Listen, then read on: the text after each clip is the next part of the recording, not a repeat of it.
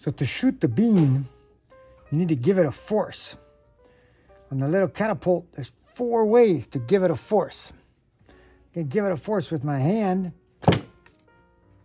and it shoots it. I can also let gravity give it a force. If I pick up the can, I drop it, and gravity gives it the force. Of course, I picked up the can with my hand, but then gravity shot the bean. Then there's the rubber band.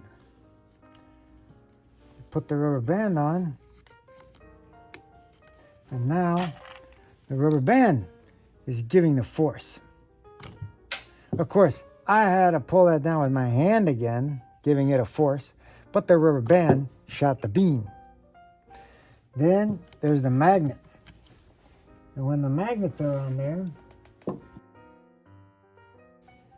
they're pushing on each other. They're pushing. I push them together, again with my hand. Now they're smashed together, but they're pushing really hard. And when I let go, shoots the bean.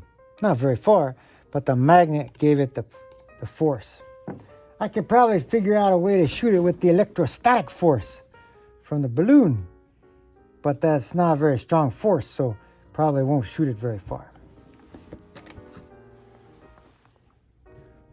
And now the standards.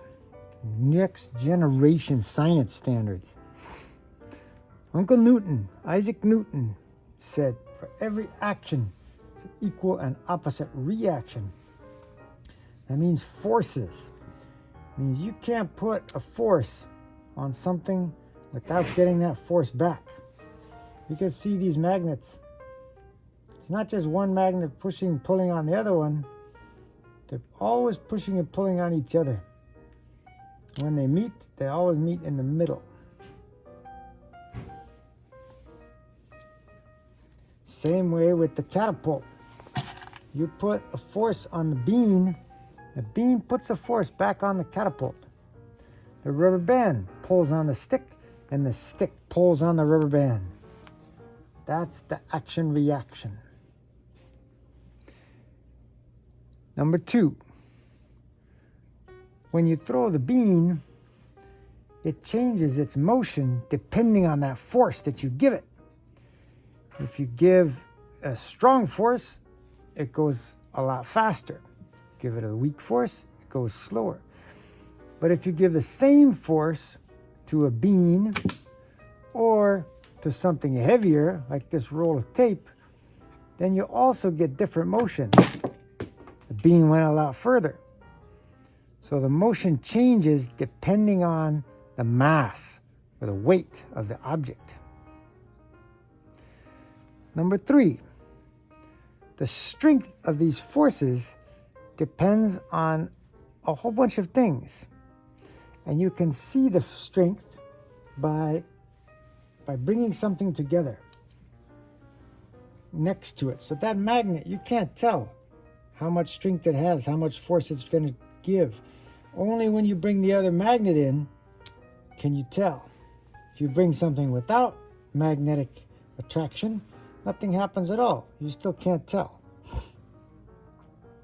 So the strength of the force depends on different things. For the electrostatics, with the salt, it's the same thing. You rub the balloon, and you can't tell how much force this thing will give until you bring it close to the salt, and then you can hear it suck up the salt. It's putting a force on those little pieces of salt.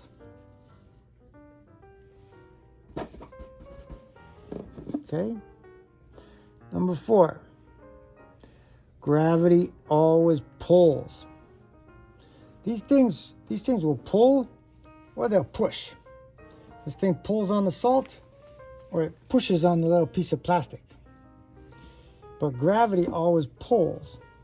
Every time you let go of something, it always goes down.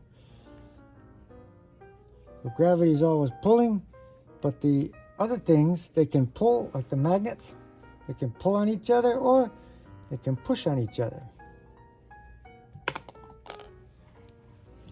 Number 5, when you can make something move without touching it, that's called a force field.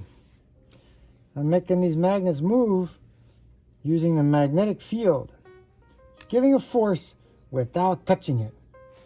Usually if I want to move something, I have to touch it. If I want to move the piece of wood, I have to touch it. Move the piece of wood. Maybe I could blow on it really hard, but then the air is touching it. But if I bring another magnet, I can make it move without even touching it. Same way with the electrostatics. These pieces of salt, they start jumping up before the balloon touches them. There's a little force field there. It's pulling up the salt. And when I was floating the piece of plastic, it was floating above the balloon without touching it. And you may not have thought of this before, but gravity is the same way. Gravity's pulling on these scissors without touching it. It falls, and I could throw it up in the air, and the gravity pulls it back down without touching it until it's sticking to my hand. I move my hand, it falls to the table. I move the table, it'll fall to the floor. That's because of the gravity field.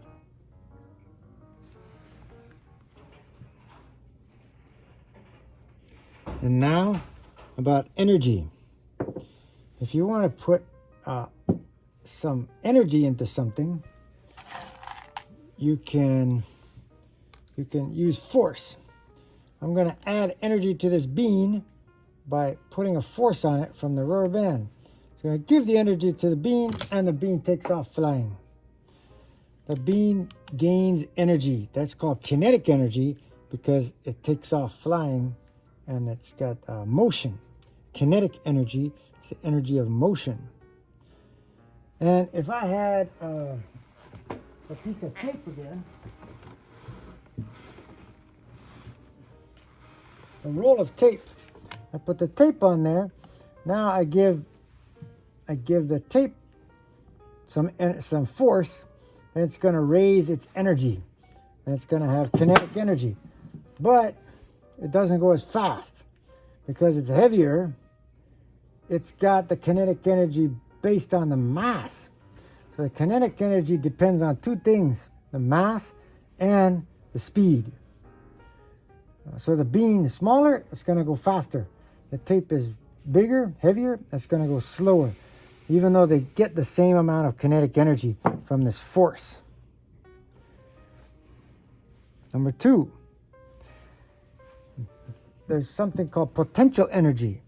That's the energy that's stored. It's ready to do work. So if I have these two magnets here and I push them together in a way that they don't like, now that energy is stored. It's ready to do work.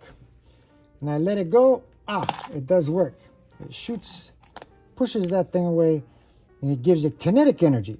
So it goes from potential energy when I'm squeezing them to kinetic energy when it's flying away. Okay, that's the same thing with the electrostatics, with the balloon. I bring this together. Now there's a potential energy between the salt and the balloon. It's ready to pull, ready to make it fly up in the air and touch the balloon. I get closer and closer, and then when it's big enough, it lifts the salt up and touches the balloon. So the potential energy depends on how close they are together. Just like this magnet, I can't lift that magnet up from here. Here's the magnet there. I can't lift it up. But if I get closer and closer, then I increase the energy until it can pick it up.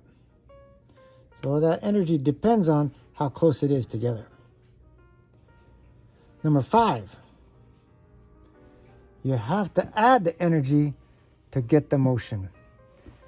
Just like we were saying, the bean, right now, it doesn't have any kinetic energy. It doesn't have any motion, so there's no kinetic energy. But it's got potential energy right here in the rubber band. It's got potential to do work. And when I let go, the potential energy turns into kinetic energy. It goes flying across the room. Remember, potential energy is just sitting there, waiting for something to happen. And kinetic energy is when something starts moving. Last thing, if I hold the scissors up here, it has a certain amount of potential energy thanks to gravity. So the gravity is ready to make them fly. All I have to do is let go, and the gravity pulls them down, starts them moving. So it changes from potential energy into kinetic energy. All right? There's a different ways energy moves back and forth. Now here's the vocabulary. A force. A force is a push or a pull. Push or pull. Gravity.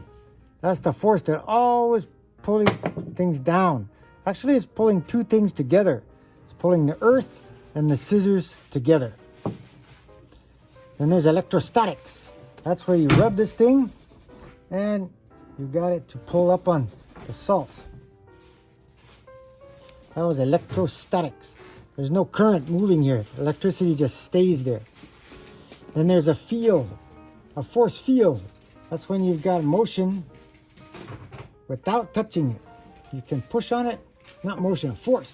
A force without touching it. That's a field, force field. And then magnetism. Magnetism is when two things are pulling on each other and they've got iron in them. Well, usually iron. Okay?